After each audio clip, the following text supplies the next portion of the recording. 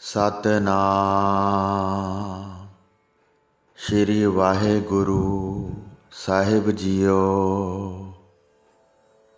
ਪਰਮ ਸਨਮਾਨਯੋਗ ਗੁਰੂ ਰੂਪ ਗੁਰੂ ਖਾਲਸਾ ਸਾਧ ਸੰਗਤ ਜੀ, ਵਾਹਿਗੁਰੂ ਜੀ ਕਾ ਖਾਲਸਾ, ਵਾਹਿਗੁਰੂ ਜੀ ਕੀ ਫਤਿਹ।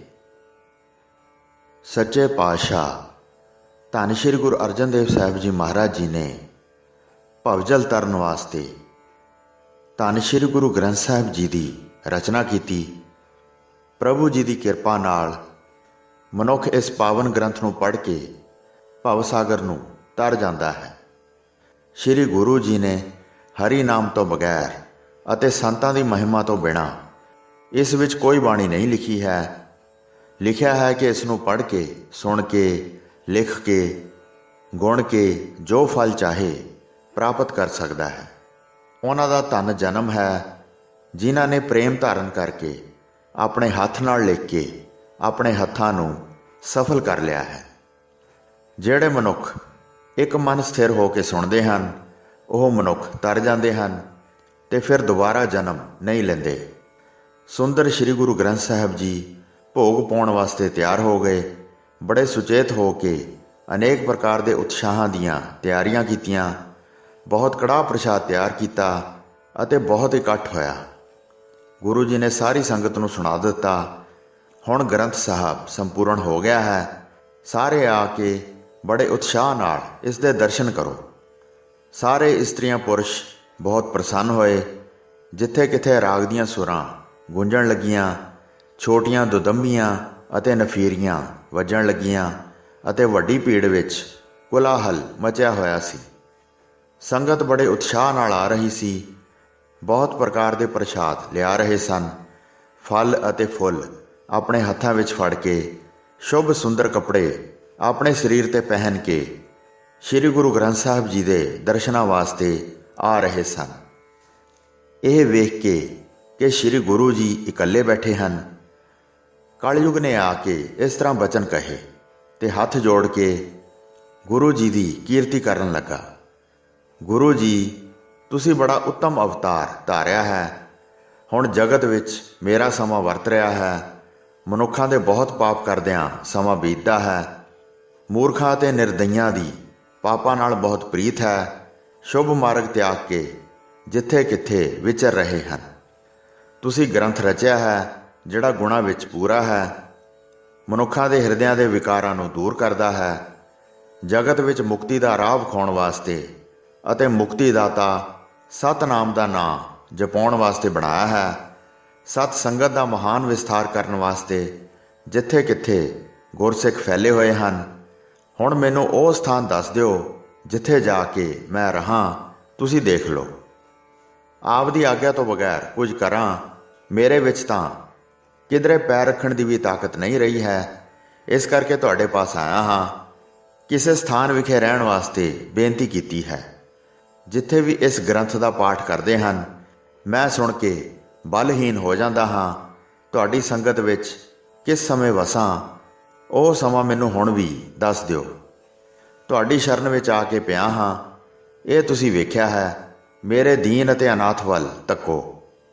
ਜਦ ਕਲਯੁਗ ਨੇ ਇਸ ਤਰ੍ਹਾਂ ਦੀਨ ਹੋ ਕੇ ਬਚਨ ਕਹੇ ਤਾਂ ਗੁਰੂ ਜੀ ਨੇ ਪ੍ਰਸੰਨ ਹੋ ਕੇ ਕਿਹਾ, ਜਿੱਥੇ ਸਤਨਾਮ ਦਾ ਉਚਾਰਨ ਹੁੰਦਾ ਹੋਵੇ ਉੱਥੇ ਜਾ ਕੇ ਕਦੀ ਵੀ ਪੈਰ ਨਾ ਧਰਨਾ। ਜਦ ਸਭਾ ਵਿੱਚ ਆ ਕੇ ਕੜਾਹ ਪ੍ਰਸ਼ਾਦ ਧਰੀਏ ਅਤੇ ਜਦ ਖੜੇ ਹੋ ਕੇ ਅਰਦਾਸ ਕਰੀਏ, ਜਦ ਕੜਾਹ ਪ੍ਰਸ਼ਾਦ ਨੂੰ ਆਪਸ ਵਿੱਚ ਵਰਤਾਉਣ ਲੱਗਣ, ਜਦ ਉਸ ਸਮੇਂ ਬਹੁਤ ਰੌਲਾ ਪੈ ਜਾਵੇ ਅਤੇ ਕੜਾਹ ਪ੍ਰਸ਼ਾਦ ਸੰਗਤ ਵਿੱਚ ਵਰਤਾਉਂਦੇ ਜਾਣ, ਤਦ ਤੱਕ ਪੰਗਤ ਵਿੱਚ ਤੁਸੀਂ ਵਾਸਾ ਰੱਖੋ। ਇਸ ਤਰ੍ਹਾਂ ਆਗਿਆ ਸੁਣ ਕੇ ਕਲਯੁਗ ਪ੍ਰਸੰਨ ਹੋ ਗਿਆ। ਹੁਣ ਵੀ ਕੜਾਹ ਪ੍ਰਸ਼ਾਦ ਵਰਤਾਉਣ ਸਮੇਂ ਪਰਖਿਆ ਹੈ। ਜਦ ਕੜਾਹ ਪ੍ਰਸ਼ਾਦ ਆਉਂਦਾ ਹੈ ਤਾਂ ਵੱਡੇ ਰੌਲੇ ਦੇ ਵਿੱਚ ਵਰਤਾਉਂਦੇ ਹਨ। ਫਿਰ ਗੁਰੂ ਜੀ ਬੈਠ ਗਏ ਅਤੇ ਦੀਵਾਨ ਲੱਗ ਗਿਆ। ਸਾਰੀਆਂ ਸਿੱਖ ਸੰਗਤਾਂ ਵੇਖ ਰਹੀਆਂ ਸਨ ਤੇ ਉਹਨਾਂ ਦੇ ਮਨ ਪ੍ਰੇਮ ਵਿੱਚ ਭਿੱਜੇ ਹੋਏ ਸਨ। ਵਿਚਕਾਰ ਧਰੇ ਹੋਏ ਸ਼੍ਰੀ ਗੁਰੂ ਗ੍ਰੰਥ ਸਾਹਿਬ ਜੀ ਬੜੇ ਸ਼ੋਭ ਰਹੇ ਸਨ। ਸੇਵਕ ਸੁੰਦਰ ਚਵਰ ਕਰ ਰਹੇ ਸਨ। ਉੱਥੇ ਪ੍ਰਸ਼ਾਦ ਦਾ ਢੇਰ ਲੱਗ ਗਿਆ। ਸਿੱਖ ਮਹਾ ਆਨੰਦਿਤ ਹੋ ਕੇ ਲਿਆ ਰਹੇ ਸਨ। ਬਹੁਤ ਸੁੰਦਰ ਫੁੱਲਾਂ ਦੇ ਹਾਰ ਲਿਆ ਰਹੇ ਸਨ ਅਤੇ ਬਹੁਤ ਰੰਗਾਂ ਦੇ ਵਿੱਚ ਗੁੰਦੇ ਹੋਏ ਸਨ। ਉਹ ਗੁਰੂ ਜੀ ਦੇ ਗਲ ਵਿੱਚ ਪਾ ਰਹੇ ਸਨ। ਬਹੁਤ ਪ੍ਰਕਾਰ ਦੇ ਫੁੱਲ ਚੜ੍ਹਾ ਰਹੇ ਸਨ। ਗੁਰੂ ਜੀ ਨੇ ਬਹੁਤ ਫੁੱਲਾਂ ਦੇ ਹਾਰ ਅਤੇ ਫੁੱਲ ਲਏ ਅਤੇ ਸ੍ਰੀ ਗੁਰੂ ਗ੍ਰੰਥ ਸਾਹਿਬ ਜੀ ਦੇ ਪਾਸ ਚੜ੍ਹਾ ਦਿੱਤੇ। ਬਹੁਤ ਧੂਪ ਅਤੇ ਅਗਰਬੱਤੀਆਂ ਧੁਖਾਉਂਦੇ ਹਨ ਅਤੇ ਚੰਦਨ ਘਸਾ ਕੇ ਕੇਸਰ ਪਾਉਂਦੇ ਹਨ। ਸਿੱਖ ਬੜੀ ਪ੍ਰੀਤ ਨਾਲ ਚੰਦਨ ਅਤੇ ਕੇਸਰ ਦਾ ਛਿੜਕਾਅ ਕਰਦੇ ਹਨ ਅਤੇ ਫੂਕ ਭਰ ਕੇ ਸ਼ੰਖ ਵਜਾਉਂਦੇ ਹਨ। ਬਹੁਤ ਲੋਕ ਇਕੱਠੇ ਹੋ ਕੇ ਬੇਨਤੀਆਂ ਕਰਦੇ ਹਨ ਤੇ ਫਿਰ ਇੱਕੇ ਵਾਰ ਜੈ ਜੈਕਾਰ ਕਰ ਉੱਠਦੇ ਹਨ। ਹੱਥ ਵਿੱਚ ਫੜ ਕੇ ਰਬਾਬ ਤੇ ਸਤਾਰ ਵਜਾਉਂਦੇ ਹਨ ਅਤੇ ਸ਼ਬਦਾਂ ਨੂੰ ਰਾਗਾਂ ਵਿੱਚ ਗਾਉਂਦੇ ਹਨ। ਚਾਰੇ ਪਾਸੇ ਬੜੀ ਭੀੜ ਲੱਗੀ ਹੋਈ ਹੈ। ਬੜੇ ਉਤਸ਼ਾਹ ਨਾਲ ਖੁਸ਼ੀਆਂ ਮਨਾਈਆਂ ਜਾ ਰਹੀਆਂ ਹਨ। ਜਦ ਕੜਾਹ ਪ੍ਰਸ਼ਾਦ ਵਰਤਿਆ ਤਾਂ ਕਲਯੁਗ ਨੇ ਪ੍ਰਵੇਸ਼ ਕੀਤਾ। ਜਦ ਸਾਰਿਆਂ ਦੇ ਵਿੱਚ ਧਰਿਆ ਗਿਆ ਤਾਂ ਬਹੁਤ ਰੌਲਾ ਪੈ ਗਿਆ। ਤਦ ਗੁਰੂ ਜੀ ਕਲਯੁਗ ਨੂੰ ਜਾਣ ਗਏ। ਆਪ ਨੇ ਵੇਖਿਆ ਕਿ ਇਹ ਸਮਾਂ ਬਲ ਵਾਸਤੇ ਕੀਤਾ ਹੈ। ਬਹੁਤ ਕੋਲਾਹਲ ਮਚ ਗਿਆ। ਉਸ ਸਮੇਂ ਕਲਯੁਗ ਨੇ ਦੰਗਾ ਫਸਾਦ ਕੀਤਾ ਸੀ। ਸਾਰੀ ਸੰਗਤ ਨੇ ਸ੍ਰੀ ਗੁਰੂ ਗ੍ਰੰਥ ਸਾਹਿਬ ਜੀ ਦੇ ਦਰਸ਼ਨ ਕੀਤੇ ਅਤੇ ਚਰਨ ਕਮਲਾਂ ਤੇ ਸੀਸ ਧਰੇ। ਫਿਰ ਆਪਣੇ ਆਪਣੇ ਘਰਾਂ ਨੂੰ ਚਲੇ ਗਏ। ਬੜੇ ਪ੍ਰਸੰਨ ਹੋ ਕੇ ਆਪਣੇ ਆਪਣੇ ਕੰਮਾਂ ਵਿੱਚ ਲੱਗ ਗਏ। ਤਦ ਗੁਰੂ ਜੀ ਮੰਗਤਿਆਂ ਦੇ ਸਮੂਹ ਨੂੰ ਵੇਖ ਕੇ ਧਨ ਦੇਣ ਲੱਗੇ ਅਤੇ ਸਾਰੇ ਮੰਗਤੇ ਲੈ ਰਹੇ ਸਨ। ਗੁਰੂ ਜੀ ਦੇ ਦਰ ਤੋਂ ਕੋਈ ਵੀ ਖਾਲੀ ਨਾ ਗਿਆ। ਜਿਹੜੇ ਬਸਤਰ ਚਾਹੁੰਦੇ ਸਨ ਉਹਨਾਂ ਨੂੰ ਬਸਤਰ ਦੇ ਰਹੇ ਸਨ। ਬਹੁਤ ਲੋਕ ਜੋ ਵਾਜੇ ਵਜਾ ਰਹੇ ਹਨ, ਉਹ ਲੋਕ ਬਹੁਤ ਰਾਗਾਂ ਵਿੱਚ ਮੁਖ ਤੋਂ ਵੀ ਗਾ ਰਹੇ ਹਨ। ਗੁਰੂ ਜੀ ਸਾਰਿਆਂ ਨੂੰ ਧਨ ਦੇ ਕੇ ਪ੍ਰਸੰਨ ਕਰਦੇ ਹਨ ਅਤੇ ਉਹ ਅਸੀਸਾਂ ਦੇ ਰਹੇ ਹਨ, ਤੁਹਾਡਾ ਪੁੱਤਰ ਜੀਵੇ। ਇਸ ਤਰ੍ਹਾਂ ਗੁਰੂ ਜੀ ਨੇ ਆਪ ਸ੍ਰੀ ਗੁਰੂ ਗ੍ਰੰਥ ਸਾਹਿਬ ਜੀ ਸਮਾਪਤ ਕੀਤਾ ਅਤੇ ਬਹੁਤ ਪ੍ਰਕਾਰ ਉਸ ਦੇ ਮਹਾਤਮ ਬਾਰੇ ਦੱਸਿਆ। ਰਾਮਸਰ ਵਿੱਚ ਇਸ਼ਨਾਨ ਕਰਕੇ ਜਿਹੜੇ ਮਨੁੱਖ ਇਸ ਥਾਂ ਆ ਕੇ ਬੜਾ ਪ੍ਰੇਮ ਧਾਰਨ ਕਰਕੇ ਦਰਸ਼ਨ ਕਰਨਗੇ, ਉਹ ਲੋਕ ਖਿੰਨ ਵਿੱਚ ਸਮੂਹ ਪਾਪ ਨਾਸ਼ ਕਰਵਾ ਲੈਣਗੇ ਅਤੇ ਉਹਨਾਂ ਦੇ ਮਨ ਵਿੱਚ ਗੁਰੂ ਜੀ ਵਾਸਤੇ ਸ਼ਰਧਾ ਵਧੇਗੀ। ਗੁਰੂ ਜੀ ਉੱਠ ਕੇ ਨਗਰ ਵਿੱਚ ਆ ਗਏ। ਸ੍ਰੇਸ਼ਟ ਬੁੱਧੀ ਵਾਲੇ ਭਾਈ ਗੁਰਦਾਸ ਜੀ ਵੀ ਉਹਨਾਂ ਦੇ ਨਾਲ ਸਨ। ਆਪਣੇ ਨਾਲ ਸ੍ਰੀ ਗੁਰੂ ਗ੍ਰੰਥ ਸਾਹਿਬ ਜੀ ਲੈ ਕੇ ਆਏ ਅਤੇ ਉਸ ਨੂੰ ਸ੍ਰੀ ਹਰਿਮੰਦਰ ਸਾਹਿਬ ਵਿੱਚ ਸਥਾਪਨ ਕੀਤਾ। ਇਸ ਥਾਂ ਵਿਖੇ ਇਸ ਦੀ ਸਦਾ ਹੀ ਪੂਜਾ ਹੋਵੇਗੀ। ਫਿਰ ਲੋਕ ਪੜ੍ਹਨ ਲਿਖਣਗੇ। ਇਸ ਤਰ੍ਹਾਂ ਕਰਨ ਤੋਂ ਬਾਅਦ ਫਿਰ ਘਰ ਗਏ। ਮਾਤਾ ਗੰਗਾ ਜੀ ਗੁਰੂ ਜੀ ਦੇ ਚਰਨਾਂ 'ਤੇ ਬੰਦਨਾ ਕਰਕੇ ਪ੍ਰਸੰਨ ਹੋ ਗਏ। ਫਿਰ ਸਦਾ ਘਰ ਵਿੱਚ ਰਹਿੰਦੇ ਸਨ। ਜਦ ਸਵੇਰ ਹੁੰਦੀ ਸੀ ਤਾਂ ਸ੍ਰੀ ਹਰਿਮੰਦਰ ਸਾਹਿਬ ਆ ਜਾਂਦੇ ਸਨ। ਉੱਥੇ ਬੈਠ ਕੇ ਦਿਨ ਬਤੀਤ ਕਰਦੇ ਸਨ ਅਤੇ ਭਾਈ ਗੁਰਦਾਸ ਜੀ ਪਾਸੋਂ ਪਾਠ ਕਰਵਾਉਂਦੇ ਸਨ। ਜਦ ਬਹੁਤ ਸਿੱਖ ਇਕੱਠੇ ਹੋ ਜਾਂਦੇ ਸਨ ਤਾਂ ਆਪ ਵੀ ਨਾਲ ਸੁਣਦੇ ਸਨ। ਪ੍ਰੇਮ ਧਾਰਨ ਕਰਕੇ ਮਹਾਂ ਸਤਨਾਮ ਕਹਿੰਦੇ ਸਨ। ਨਿਤ ਇਸੇ ਰੀਤੀ ਅਨੁਸਾਰ ਸਮਾਂ ਬਤੀਤ ਕਰਦੇ ਸਨ। ਸਮੂਹ ਸੰਗਤ ਦਰਸ਼ਨ ਕਰਕੇ ਪ੍ਰਸੰਨ ਹੁੰਦੀ ਸੀ। ਬਹੁਤ ਦੇਸ਼ ਵਿਦੇਸ਼ਾਂ ਤੋਂ ਸੰਗਤ ਚੱਲ ਕੇ ਆਉਂਦੀ ਸੀ ਅਤੇ ਗੁਰੂ ਜੀ ਨੂੰ ਮਿਲ ਕੇ ਧਨ ਅਰਪਣ ਕਰਦੀ ਸੀ। ਇਹ ਗੱਲ ਜਿੱਥੇ ਕਿੱਥੇ ਫੈਲ ਗਈ। ਸ੍ਰੀ ਗੁਰੂ ਗ੍ਰੰਥ ਸਾਹਿਬ ਜੀ ਦੀ ਰਚਨਾ ਕੀਤੀ ਗਈ ਹੈ, ਜਿਸ ਦਾ ਮਹਾਨ ਫਲ ਹੈ। ਹਿਰਦੇ ਵਿੱਚ ਬੜਾ ਪ੍ਰੇਮ ਅਤੇ ਚਾਹ ਧਾਰਨ ਕਰਕੇ ਲੋਕ ਗੁਰੂ ਜੀ ਦੇ ਪਾਸ ਸ੍ਰੀ ਗੁਰੂ ਗ੍ਰੰਥ ਸਾਹਿਬ ਜੀ ਦੇ ਦਰਸ਼ਨ ਕਰਨ ਵਾਸਤੇ ਆਉਂਦੇ ਸਨ। ਬੜੀ ਪ੍ਰੀਤ ਕਰਕੇ ਸੱਚੇ ਨਾਮ ਨੂੰ ਸੁਣਦੇ ਅਤੇ ਜਪਦੇ ਸਨ ਤੇ ਉਹਨਾਂ ਦੇ ਸਮੂਹ ਪਾਪ ਅਤੇ ਤਾਪ ਨਾਸ਼ ਹੁੰਦੇ ਸਨ। ਆਪਣੇ ਘਰਾਂ ਵਿੱਚ ਜਾ ਕੇ ਫਿਰ ਉਹ ਸੁਣਾਉਂਦੇ ਸਨ, ਜਿਸ ਨੂੰ ਸੁਣ ਕੇ ਉਹਨਾਂ ਵਿੱਚ ਖੁਆਇਸ਼ ਪੈਦਾ ਹੁੰਦੀ ਸੀ ਕਿ ਅਸੀਂ ਵੀ ਜਾ ਕੇ ਦਰਸ਼ਨ ਕਰੀਏ। ਇੱਕ ਮਾਂਗੜ ਵਾਸੀ ਸਿੱਖ ਸੀ, ਜਿਸ ਦਾ ਨਾਮ ਬੰਨੋ ਸੀ। ਉਹ ਬਹੁਤ ਸੰਗਤ ਲੈ ਕੇ ਗੁਰੂ ਜੀ ਦੇ ਦਰਸ਼ਨਾਂ ਵਾਸਤੇ ਆਇਆ। ਭਾਈ ਬੰਨੋ ਨੇ ਗੁਰੂ ਜੀ ਦੀ ਸਾਰੀ ਕਥਾ ਸੁਣੀ।